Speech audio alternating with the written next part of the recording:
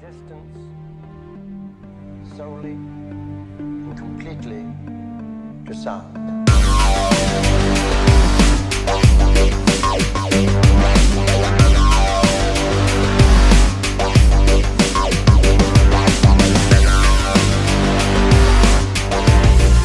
On the Beam Radio Show. Your host, Lee Bracker. Hello. Hi, Miles. Right. Lee Bracker. How you doing? Oh, I'm good. Let's get this up rolling. Yeah, take your time. Looks like you're just trying to settle in there.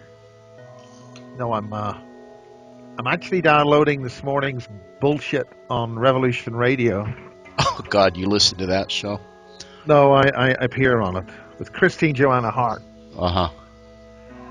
And the reason why I do that is because she's ex-MI6.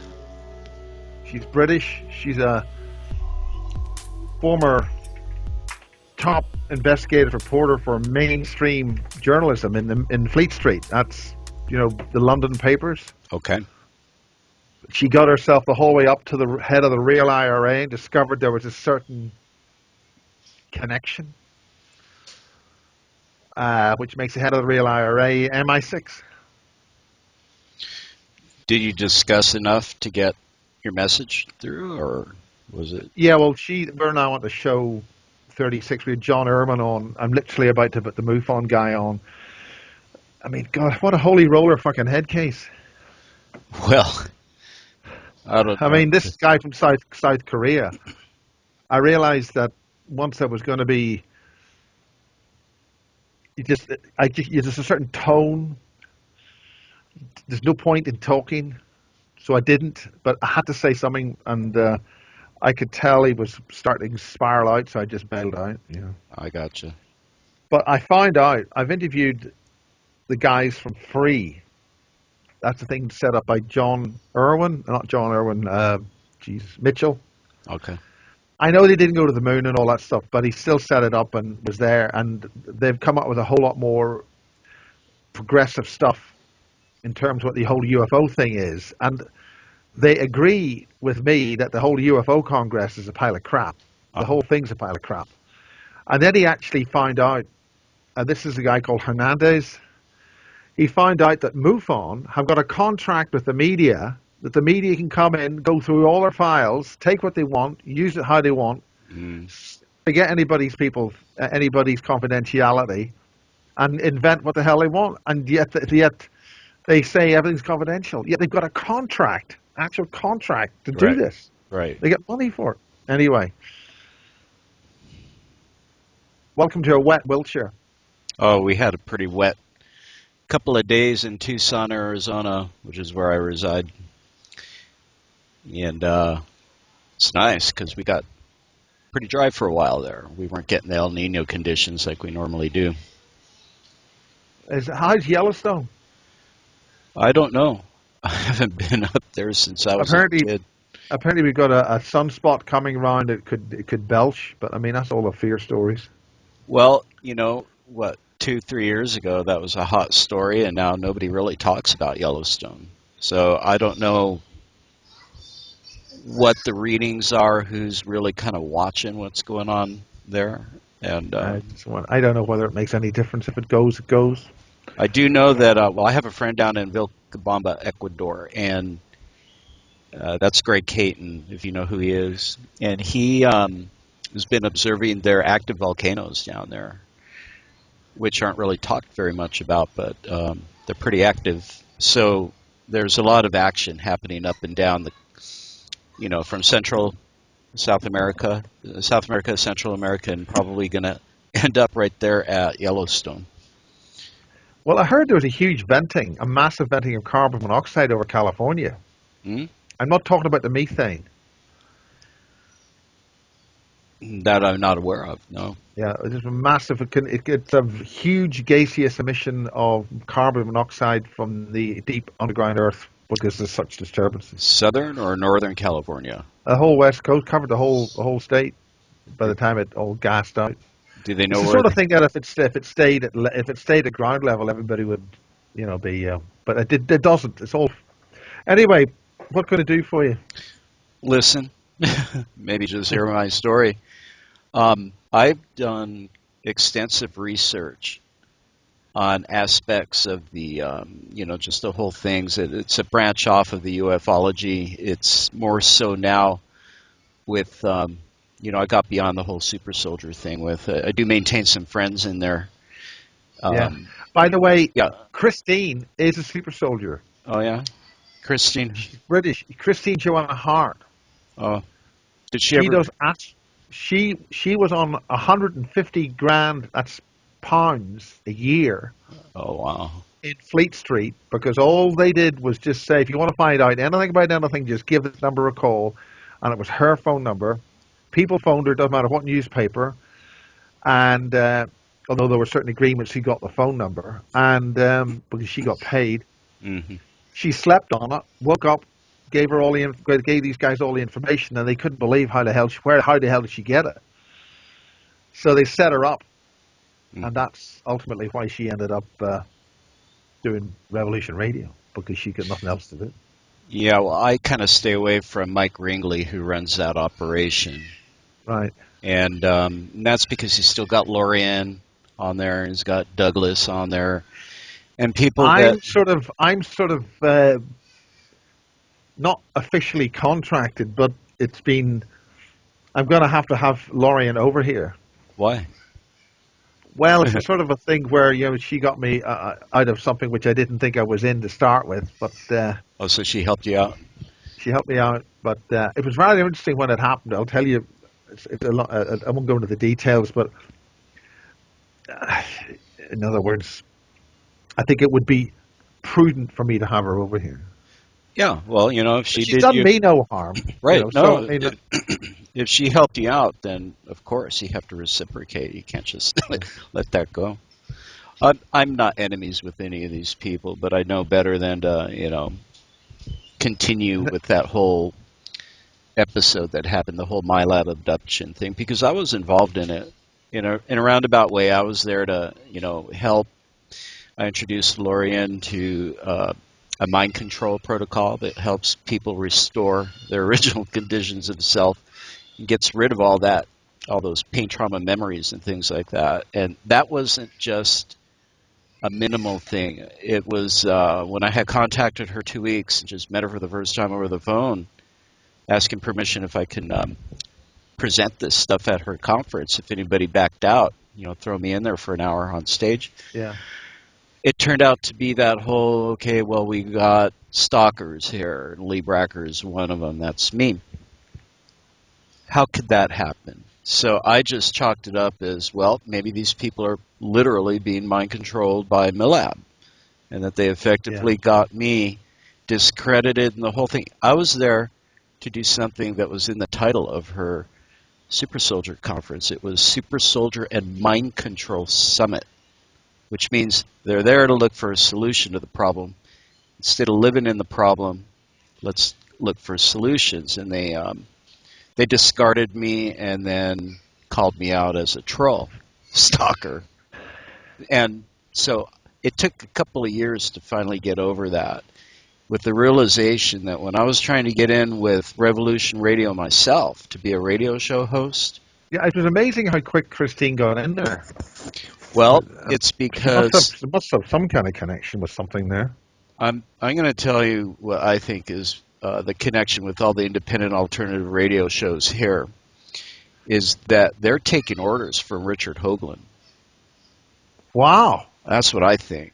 I'm not confirmed with that, but it's my opinion because, Now, what do you mean taking orders? I mean, what's his? One of the things that they will not air, any of the hosts, they don't even allow them to talk about it, even to address it, is the flat Earth movement. Now, this is interesting because where's this come from? It's only a couple of years old, isn't it? It's a resurrection of an old concept. I'm aware of the original concept, but this seems to be a really. It's not a resurrection. It's a very well thought out. Like a renewal or a neo movement. What Yeah. What happened was like after the 1890s, when a book was published by a gentleman named Alex Gleason, and the second edition came out in 1893, it was entitled, By the way, yeah, just keep talking. I'm doing a thing called yeah. multitasking. I'm listening. Okay. I know this is probably really weird, and I shouldn't admit to it because, but I'm. If I could, I'll just keep. Okay. And that book came available to the public, and it was questioning and validating the Bible as being a truth that Right. the world was created in a certain way, certain So, layers upon layers, and that it's I not mean, a ball sphere. are the 7 days literal, or I mean, or are they metaphorical stages or what? I think that they're literal because I actually extended this research in the neo-flat Earth movement, which is just sort of like revitalization of what had been lost in the 1940s or 50s when the guy that was spearheading this organization or movement after the at the turn of the century when it was popularized by this book that I was explaining that came out that that all of his material got burned down, I think, lost, and so it died This is off. almost like. I mean, is this a bit? This is almost a little bit like the Wilhelm Reich stuff. Yeah, kind of like that. So Argon right out the door. And then if you were to think about that, if somebody just brought all of his ideas back and just start a movement, then we would be talking about, etheric energy movement. Well, that's what Yeah. flat Earth is kind of like. It's sort of like it's always Well, been no, there. the reason. But I mean, but real the thing, quick, the reason. Sorry, the reason why I feel this is a completely different. It's not completely different. Is that it's got a lot of the questions very well thought out. It's not just sort of bringing up a. anyway, Anyway, I'm gonna sorry. explain Yeah. why it's a movement now that's a little different than in the past. In the past, they didn't have NASA and they didn't have the kind of science that they have now. And so back in the 1890s, when this book was published, the flat Earth proofs that they had were based on what they had available. They couldn't fly out into space to see if there was a curvature of the Earth the further distance they went. They didn't have that. They had balloons that would go up to certain altitudes or tall mountains to climb, but they didn't have the aircraft that we have today to get to 33,000, 36,000 feet, and so on. International Space Station, which would be 249 miles above the surface of the Earth plane that they call a ball sphere. That now, what the arguments are is whether or not NASA is telling us the truth by the video imagery that they're showing Well, us. I mean, I've But just seen Apollo. I've just been looking at the Apollo 6 launch. What if you ask who that was? I mean, I keep looking at these Apollo. I mean, even Apollo 11. You can actually hear them say it just looks like a movie. If that wasn't whistleblowing in 1969, I don't know what else was. from inside the cockpit, they're seeing. No, no, just seeing it go up, just the whole thing, it looked as if. I mean, the main thing about the Saturn V is the pogo, is the vibration of those big engines. Was the engines were too big? They couldn't burn the fuel even. Anyway, sorry, I don't want to distract.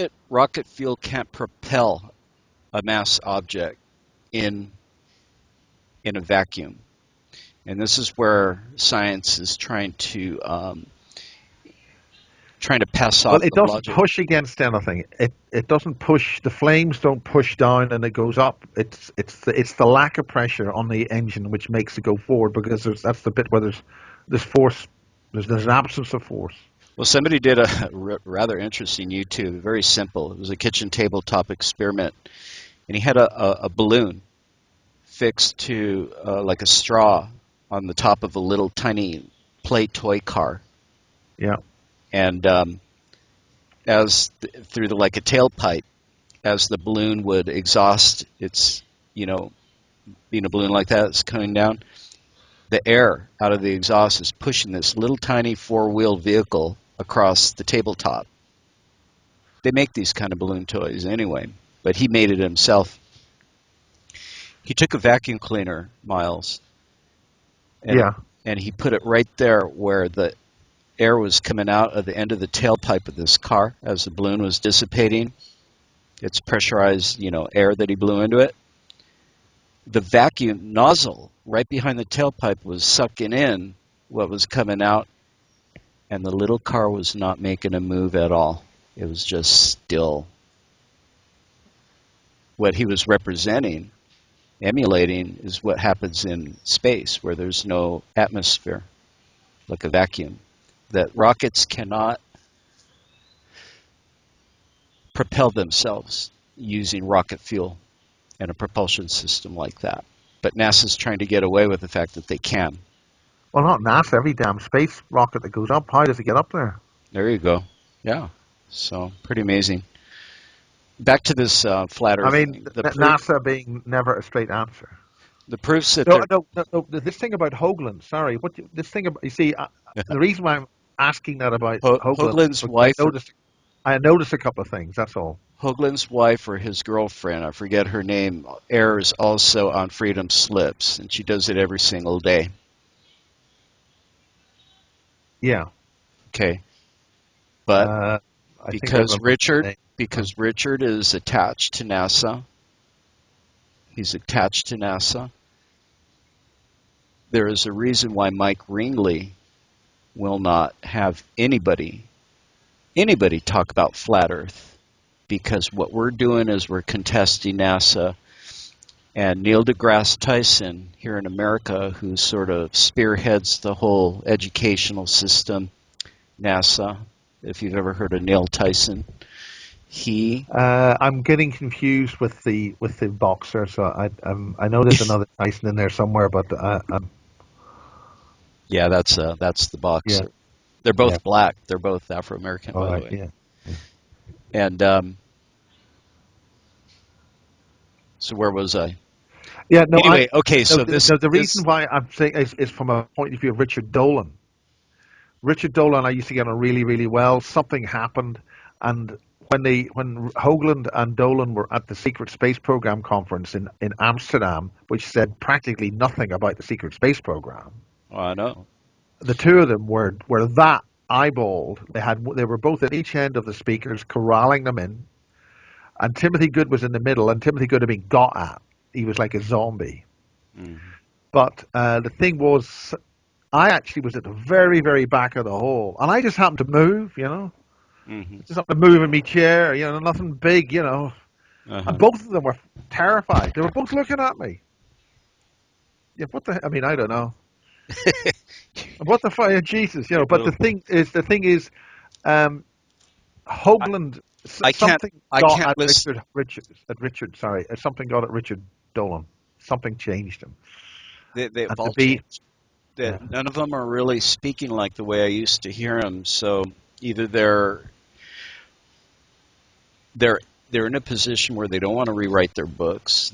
They're getting too many critical comments from other people that make sense, and they can't understand it because they're not focused on the research anymore. They had already done that decades ago. That all they're doing is talking about what they once did. That's my interpretation of it. That's exactly what happened today. Oh, yeah? With CE4. You know who Mark D'Antonio is, right? No, I don't. Okay, well, Mark D'Antonio is he's a visual analyst for NASA, and he's the guy, well, you should know him because he deals with ufology. He looks at Photoshop images or images to determine whether they've been digitally manipulated or video that have been to prove or disprove whether we're looking at an authentic UFO. Yeah. Or not. Yeah. And he's very good at what he does, but he's also indoctrinated in that whole system of deception that he was asked to go on public debate with a flat earther, somebody who really knows the topic. And Richard Hoagland was also asked to appear, but Richard did not go on to debate it, nor did Neil deGrasse Tyson, not to be confused with a boxer. Yeah. But Mark D'Antonio did and lost big time and made a fool of himself because they can't prove their theories that the Earth is actually a sphere. They can't because all of the math and science and physics is based on theories themselves. Well, this is one of the problems about a lot of science. A lot of people in science don't know the theory enough to even understand it. I mean, there was a case of BBC Radio 4. They had some professor so-and-so who's the head of the scientific institute of whatever, blah, blah, blah. Hmm. And somebody asked him about a fundamental theoretical question about electrical charge, and he couldn't answer it. They can't do the math. Yeah, they literally don't know. They're anyway, sorry. Yeah, well, we could go on forever about how wrong it is. Yeah. I got into this because somebody asked me, Lee, I'm interested in this movement called the Flat Earth Movement. Have you heard of it? And I said, well, yeah, but I don't know. Do you know anything about it? And I said, no, but I don't care. I don't care what the shape of this Earth is. That's not going to solve anything, because we're Well, looking for most, I mean, really, it's relatively academic. I mean, yeah. Well, for 2 months she was pressuring me, and finally I told her, I said, Sasha, okay, I'm going to do it. Once I started learning, I was amazed at what I saw, Miles. And I kept doing it, and I kept asking questions. I found people that were holding my hand through it now. They were guiding. Sorry, I missed you there. Must say that if you said it again, it just sort of dropped out. Okay, well, I found people to help me learn. And for a couple of months, I got connected with all the people that were the movers and shakers in this. I started putting out information based on the opinions that I was forming. And lo and behold, in all of this, I solved a problem that nobody has been able to address. And it's what I believe to be the actual form, shape, and body of how light exists. It's not like what we have been taught. Sorry, how life exists or how light exists? Light, L-I-G-H-T. Okay, fine. Yeah. There is a visual phenomena that happens regarding vanishing threshold. We cannot see beyond a visual sphere about us. And with a plane of reference, we call the Earth, we're seeing a hemisphere of space, but nothing beyond a certain amount of miles in any direction in that hemisphere. Things begin to distort as an optical illusion, but it happens because of the way light exists. It's not straight parallel lines like we've been taught in school. It exists in a whole different capacity, but I'm not going to explain it in this phone call. That I'll do it another time. Because the point that I'm going to make is that I had been trying to solve what I believe to be a crime that hasn't been committed yet, and it involves Hoover Dam. And we were all there during Lorian's convention a couple years ago, and I took. That's when I made. Was this the first one or the third one? Number 2. Right, I missed that one. You were there. That's when you interviewed Aaron. You interviewed Aaron Hicks. Yeah, but I wasn't at the dam. No, you weren't at the dam. We were all in Henderson, Nevada. But I took a road trip to go visit the dam because that was part of the investigations that I was doing that had nothing to do with super soldier and mind control stuff. Yeah, had to do with something else. So since the year 2012, I determined that Hoover Dam was built to serve another purpose after they retire it from service as being a hydroelectric power plant. What they're going to do, Miles, and I thought of this for years and talked to Andrew Baggiago and various people to confirm it and see, where it was going with that it's a Stargate. And the Stargate was constructed like they did the pyramids of Giza, but not in a four-sided square bottom configuration. It's a pyramid that's a conical shape. So, like a cone. Yeah, it's like 1/3 of a cone. When you look directly down on Hoover Dam, it's a perfect 1/3 of a circle, the crest. Yeah. And in the year 2010, which isn't very long ago, 6 years ago, they completed the Pat Tillman Bypass Bridge, which is a single-span bridge that goes over the canyon. That span is created modularly as the two ribs made out of concrete, not steel, They formed it out of concrete. They're hollow inside. And it's modular, that it shares the same radius as the dam because the width of that canyon is the same. That I realized that those were the parts that they would eventually disassemble and reassemble, laying down flat horizontally and create a ring. They would complete the ring. 120-degree crest of the dam plus 2 of those span ribs, 240 degrees and 360 degrees, you got yourself a circle. And it can be, they got all the parts to... Is that the same,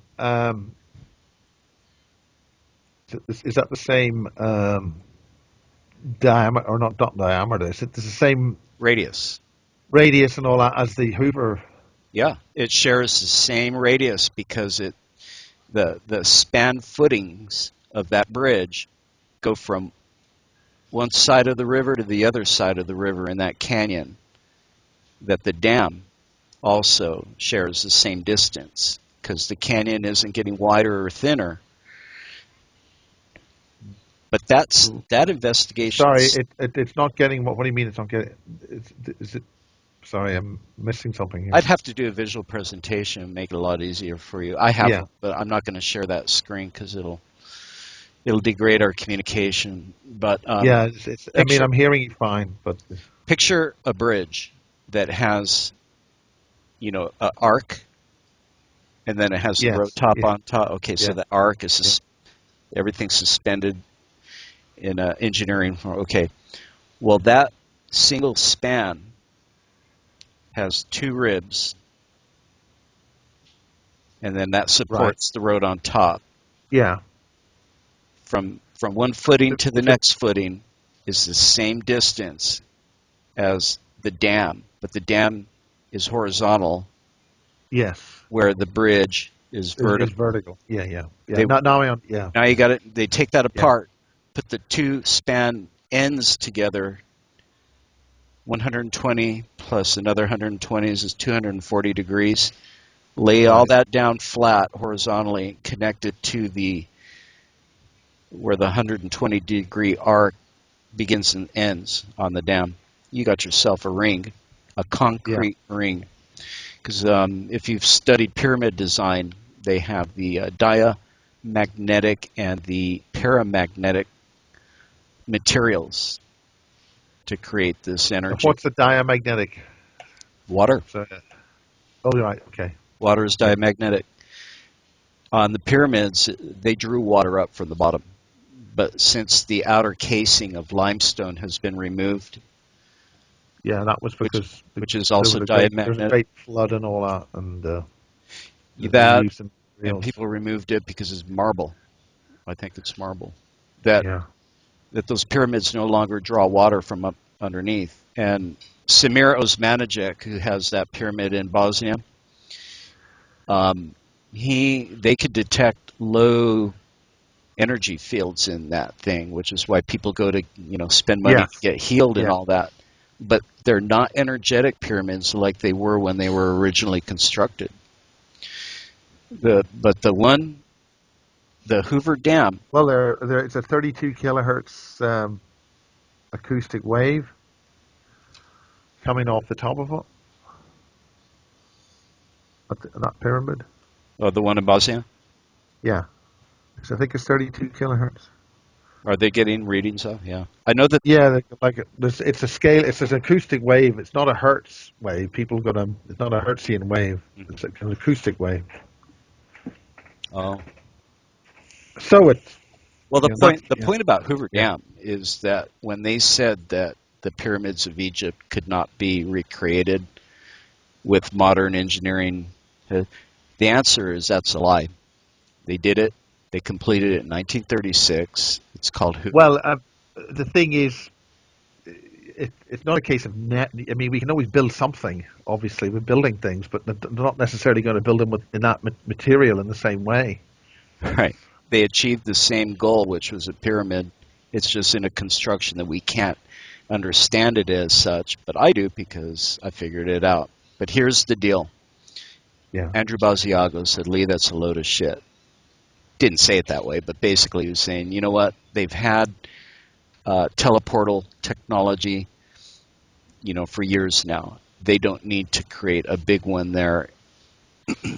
And what are they going to do with it? And so, I had to sit on that, sort of rather disturbed, because I'm sitting on some information that I couldn't completely validate. I wasn't getting support from anybody, but when I got involved with the flat earth proofs, I had discovered what CERN was all about in Switzerland, that the technology that they were experimenting in that Hadron Collider experimental facility, that laboratory that they have, which is just 8 miles of rings, right, was not what they said it was. They said, okay, we're colliding hydrogen protons, we're trying to find dark matter. Yeah, and the God particle and What they're doing, I all that, think, is they're creating the mechanical technology to be able to harness, control, and manipulate light, like the sun. They're trying to recreate the same object that we call the sun up there. That what they're really going to use that dam for is not necessarily a Stargate for transporting goods, vehicles, or whatever for the future. Yeah. What they're going to do is fulfill the fucking prophecy where they're going to turn off the light of the sun using cancellation waves. That's the simplest way I could say it. But I think that's what they want to do. They're going to have to produce. I mean, that's a heck of a thing to say. It is a heck of a thing. That's a lot of energy to do that.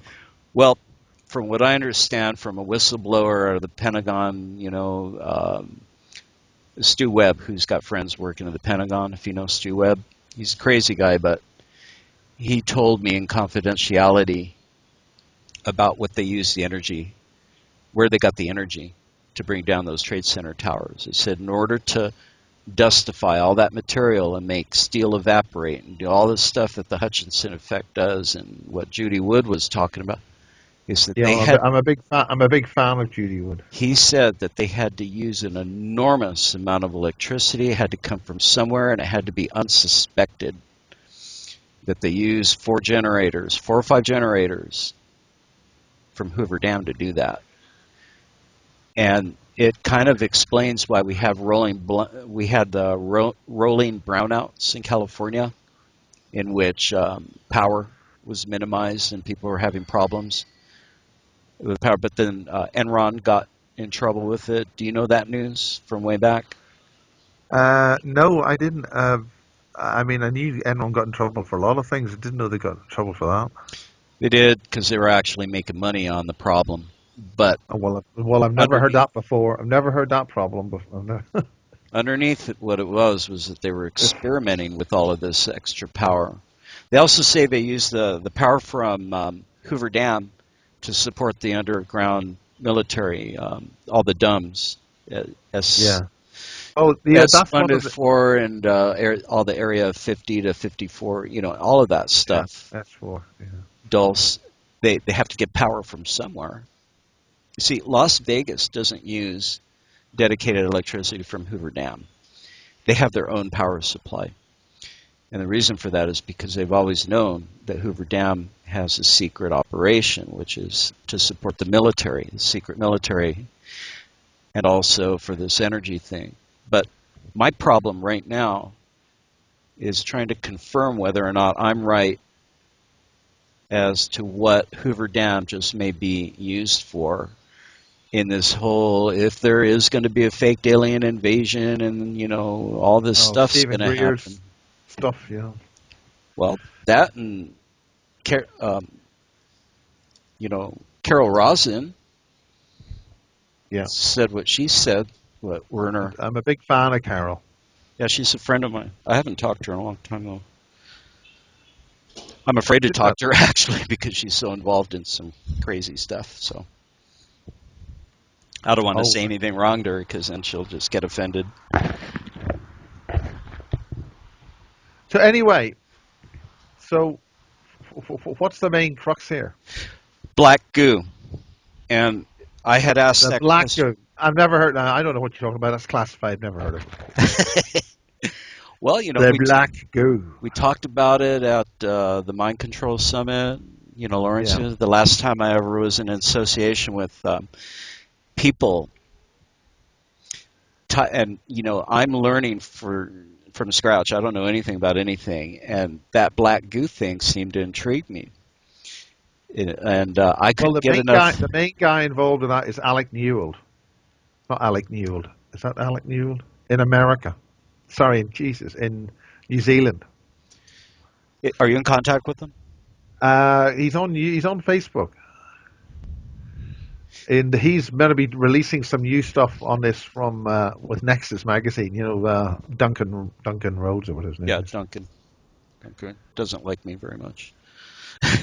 He doesn't like a lot of people very much. He's a bit of a. There's two types of Australians. There's the laid back and hey man, and these Yeah, he's a little uptight.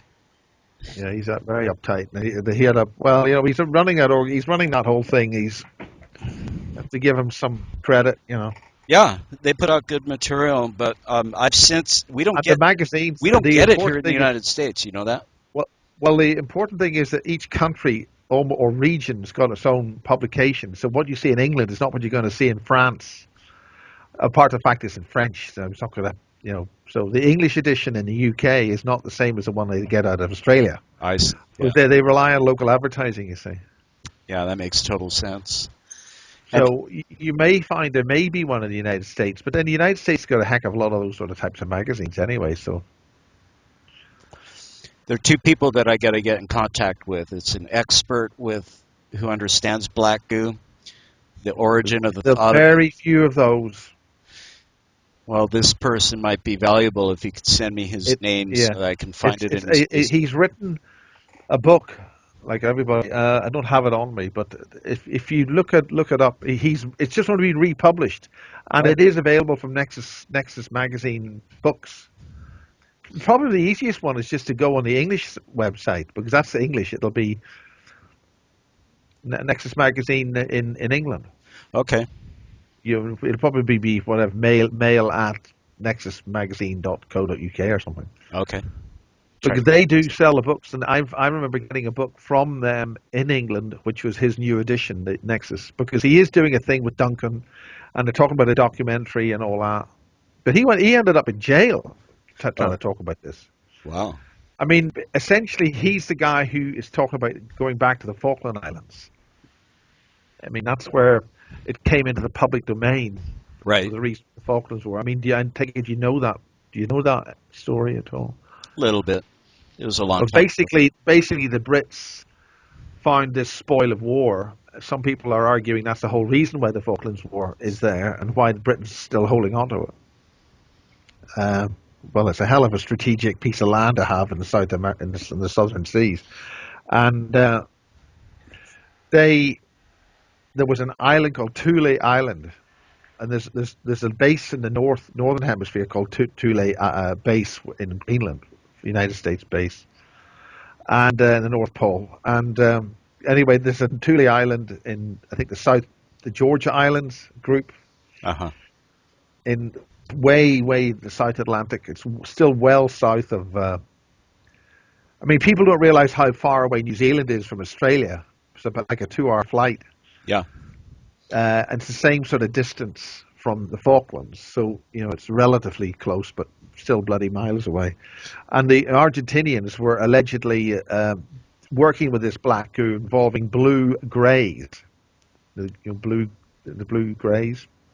Okay. And they were working their way down to this volcanic island where there's all these caverns and things everywhere. And they were working at really cold temperatures. And the thing was, the Brits got up.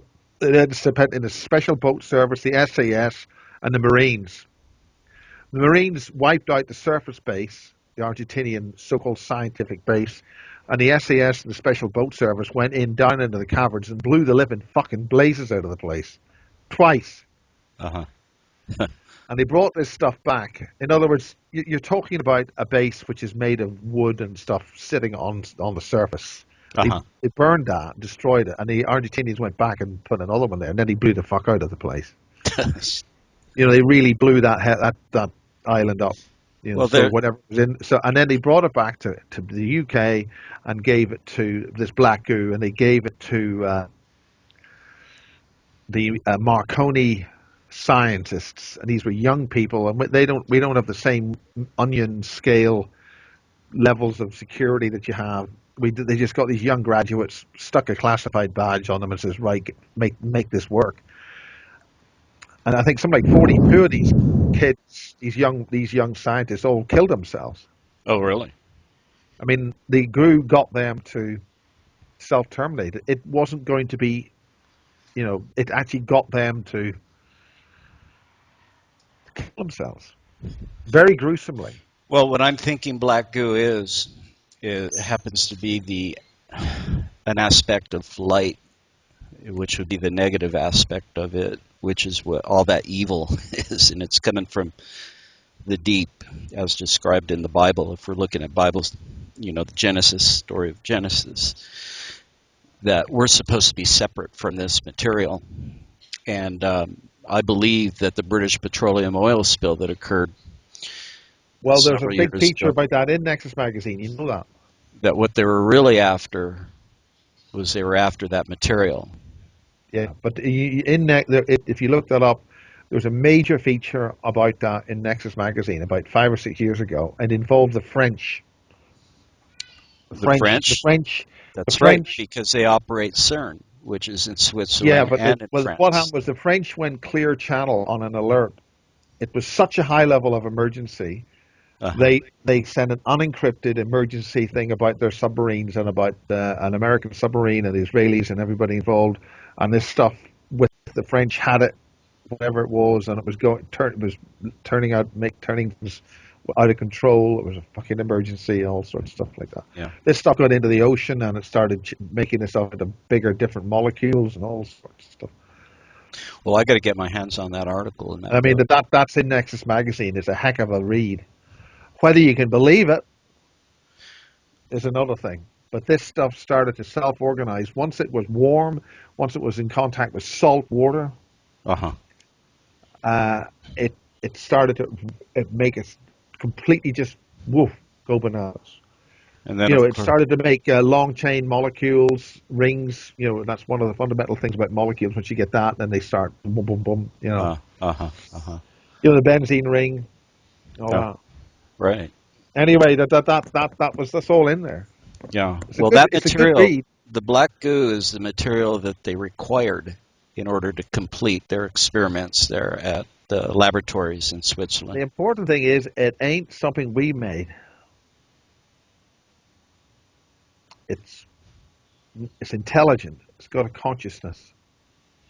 Yeah. Now, this Harold Kautz-Vela did a whole lot more stuff on it. The Germans were working with this allegedly before the war, and this all goes back to certain bases in Germany, and they got it from meteors which allegedly landed in the South America. It was an intentionally landed something on this planet by somebody who wanted us to get it, and it then, if you get two beakers of it, and it wakes up, because it'll go to sleep. And then suddenly it'll wake up. It'll know there's more of it, something of it nearby, and they start in the beakers wanting to join together. Right, right. So the story goes. Well, it's perplexing. It's an arduous task for me Yeah, to but get through. there's a lot of people attribute black goo to just about anything that's black that lies around on the bloody ground. Oh, it's a black goo. No, this Just is because something very. This is an element. elephants are grey, but just that doesn't mean everything that's painted grey is an elephant. People got to use logic properly. That's right.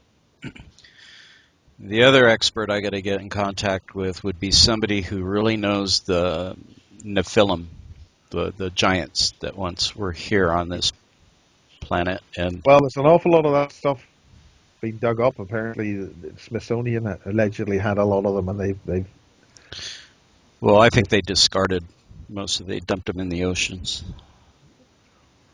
They didn't want people to understand that those were the big bones that were being discovered. So I think they fabricated the whole story about dinosaurs.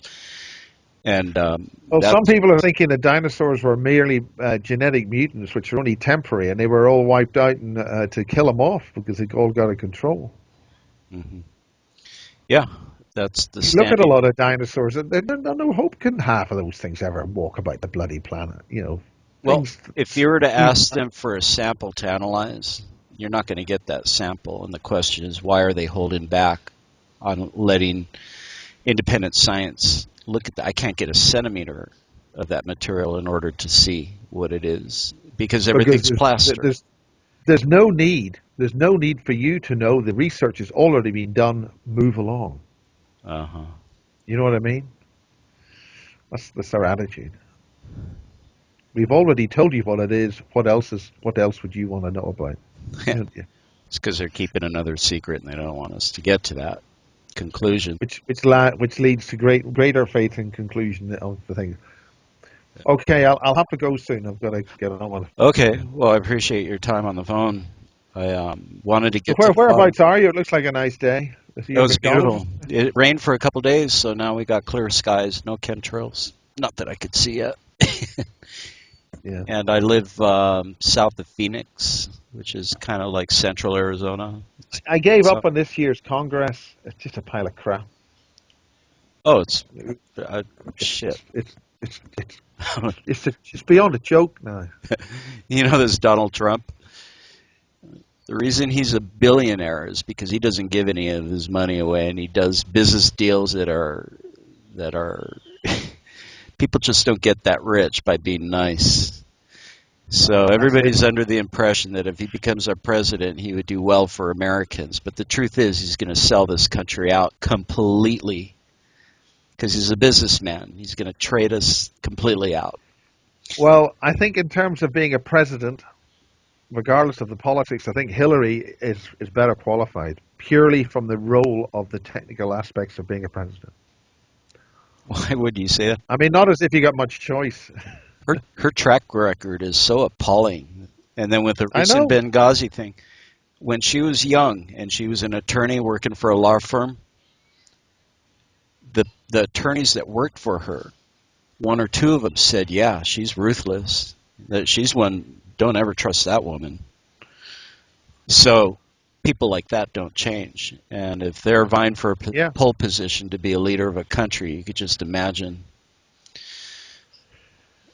Well, So yeah, no, I'm like you. I don't follow any of that stuff. I mean, it's not that you have a great choice. I mean, we've got a prime minister here who sticks his dick in a fucking head, the dead pig's mouth. Good God. You heard about all that? Some kind of ceremony they did when he was at college. Oh, you're talking about a truth. Yeah. No, I didn't hear that story. Oh yeah. That's the sort of dickheads we've got. Okay, I'll leave you be. All right. Happy days. In other words, if you see Laurie and Fenton and people, I have to make balancing judgments.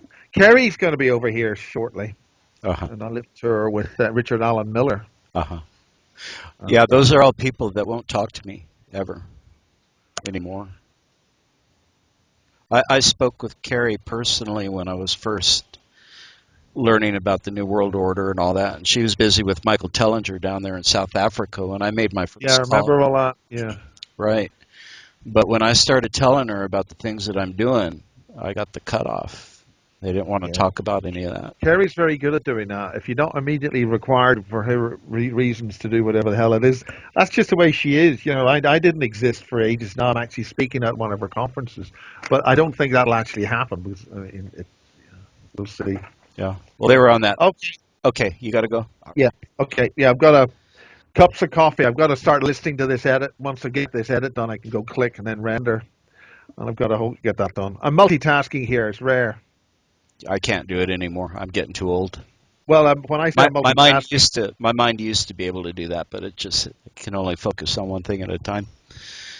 well, it's called if I hit render and it takes an hour and a half. For instance, I'm rendering on another computer at the moment. How far has that gone? Oh, it's done. So I can make some Blu-rays. No, I can't. Hold on. Oh, that's done. Right, well, get on with that. I've got DVDs to make. Right, what am I doing? You ever hear from Aaron, now that I'm thinking, because I did bring it up. Aaron who? Sorry, remember again. Well, Aaron Hicks was a. Sorry, I was thinking of Aaron with an A. No, Aaron, when I was going to come to the last Super Soldier Summit, because I had James Casbolt speak, the whole point was to get James Casbolt in public so people could challenge him and say, look, what sort of an asshole are you? Boom, boom, boom. Right, right. I mean, that was the whole point, and there were people who just sat back going, oh, they had that opportunity. Look, James, you're talking shit, prove it, or say this, or whatever the hell, whatever your opinion is of yes or no. Right. And the thing was, he spoke there, and he basically repeated virtually word for word what I'd already recorded with him about 3 or 4 weeks before. And James, there's a lot of shit there with James. Well, is he still sitting in prison? Yeah, they've locked him away for for half of a 22-year sentence. I didn't know that. I thought he was getting out soon. No, they'll not let him out. Well, Haley was somebody that I got in contact with, and then I haven't spoken with her in a long time. Yeah. But I wanted to get down to the business of finding out what was really crossing through his mind, because I don't he think said he'll get that talking. I don't think they're going to talk about that. He said things that were relevant to what I was doing that nobody understood, but I did when he was under regression with James Rink in one of their things. But James has since taken down that particular interview. And based on what James said, I needed to talk to him. But it was unfortunate that he went to prison. Then I couldn't, Basically, when he left this country, all the people who knew him here says, don't go. And then when he got to the States, things started to go really badly wrong, and it was a case of he was watching a particular thing happen, and then he was present, and then it came to he was actually part of that. And whatever was going on was horrendous. Mm-hmm. And after that, the people who know him here said whoever what came back to the United States wasn't the same person. Interesting. Well, you got a lot of people that are really messed up psychologically, and so it degrades. So the thing was, whatever happened, Erin started just massively spamming my Facebook. Oh wow! Just completely fucking out of control. She's crazy. She's just went crazy. Fucking ape shit. And I says, look, so the only way was to just block and ban, just get rid of, just. And the thing was, I enjoyed the little video. I mean, I enjoyed the little videos I made at the time. It was a bit of a thrill, and I hadn't met these people, but it was interesting. I never heard of a lot of stuff. I didn't know differences between one Jew and another, Ashkenazi or whatever the hell, Ashkenazi or whatever. I'm Jewish, and I still don't understand all this. Apparently, it's some kind of mafia in Central Asia. It's a complete. That's why she called them the fake Jews. Yeah. Because it's meant to be some kind of middle Caucasian bunch of bandits or something, and they, whatever. I don't. Well, the interesting thing about her, and then you could cut me off because I know you're busy, is that she was talking about different timelines, and that she suspects that. Yeah, I mean, this is it. A lot of what she said I find very interesting. I did too. I was doing the same thing you were. I was interviewing people there myself that I'd never met before, and I really wanted to kind of understand it all. The only way to do it was to get them to, sit down with me and do video stuff. Oh, better. Yeah. Okay. All right. Okay. Listen, we'll talk again. Okay. All right. Cheers. Okay. Cheers.